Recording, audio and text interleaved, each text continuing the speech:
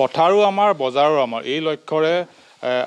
কলিয়াবৰত কৃষি কৰ্মৰে স্বাৱলম্বী হৈছে এটা দল প্ৰজন্ম কলিয়াবৰ নামৰ স্বেচ্ছাসেৱী সংগঠনৰ প্ৰায় ৩৫গৰাকী যুৱকে এনেদৰে কলিয়াবৰত কৃষি কাৰ্যৰে সকলোৱে দৃষ্টি আকৰ্ষণ কৰিছে আৰু এই মুহূৰ্তত মই প্ৰজন্ম কলিয়াবৰৰ এখন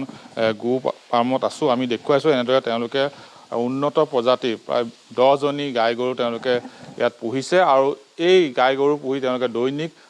65 লিটাৰৰ অধিক গাখীৰ উৎপাদন কৰিছে আৰু স্থানীয় বজাৰ দখল কৰিছে ইয়াত যেহেতু প্ৰজন্ম কলিয়াবৰ এজন সদস্য আছে আমি তেওঁৰ পৰা আসলে জানিম আপোনালোকে কেতিয়াৰ পৰা এই ফাৰ্মখন আৰম্ভ কৰিছিলে প্ৰায় 2 বছৰ হৈছে আমাৰ ফাৰ্মখন আৰম্ভ কৰা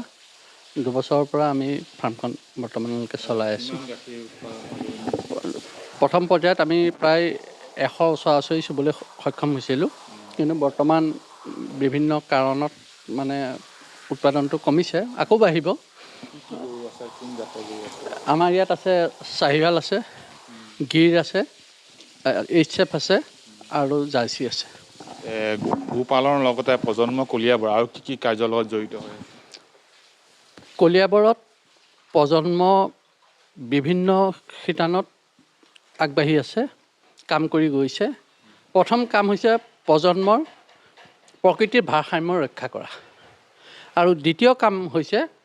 নৱপ্ৰজন্মক যাতে এনেকুৱা কিছুমান কাম কৰি লৈ পেলাই চানেকি প্ৰস্তুত কৰিব যে সেই আদৰ্শ দেখি লৈ পেলাই নৱপ্ৰজন্ম আগ্ৰহী হয় আৰু সেই কাম কৰিবলৈ নৱপ্ৰজন্ম যাতে আগবাঢ়ি আহে তাৰ তেনেকুৱা ধৰণৰ কিছু কাম পদক্ষেপ আমি হাতত লৈছোঁ কৃষি কাৰ্য কৰিছে আপোনালোকে আমি ৰবি শস্যখিনি কৰা যায় আৰু বৰ্তমান আমাৰ ব্ৰহ্মপুত্ৰ চাপৰিত সৰিয়হ ৰঙালাও আলু মূলা এই জাতীয় খাদ্য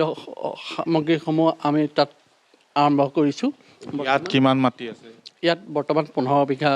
মাটি আছে এই 15 বিঘা মাটিত অকল গো পালন কৰা হৈছে আৰু লগত ইয়াত চলি থাকিবৰ কাৰণে যিখিনি খেতি কৰিব লাগে সেই খেতি কৰ্ম কৰা হৈছে নিশ্চয়কৈ আমি দেখুৱাইছোঁ এই মুহূৰ্তত যিহেতু আমি প্ৰজন্ম কলিয়াবৰৰ এখন গো ফাৰ্মত আছোঁ আমি দেখুৱাইছোঁ যেন এনেদৰে তেওঁলোকে উন্নত প্ৰজাতিৰ এই গো পালন কৰি তেওঁলোকে স্বাৱলম্বী হৈছে ব্ৰহ্মপুত্ৰৰ বানেশ্বৰ চাপৰিত হাজাৰ বিঘা কৃষিভূমিত বিভিন্ন কৃষি কাৰ্য সৰিয়হকে ধৰি বিভিন্ন শাক পাচলি খেতি কৰি তেওঁলোকে অৰ্থনৈতিকভাৱে সচ্ছল হৈছে তাৰ লগতে কলিয়াবৰৰ উলুৱনিত এখন গো ফাৰ্ম তেওঁলোকে আৰম্ভ কৰিছে 2 বছৰ পূৰ্বে ইয়াত উন্নত প্ৰজাতিৰ 10জনী গৰু আছে আৰু প্ৰজন্ম কলিয়াবৰ 35গৰাকী সদস্য একেলগে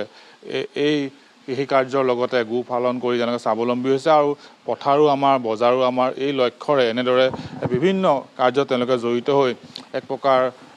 কৃষি কাৰ্য কৰি তেওঁলোকে আৰ্থিকভাৱে সচ্ছল হৈছে স্বাৱলম্বী হৈছে আৰু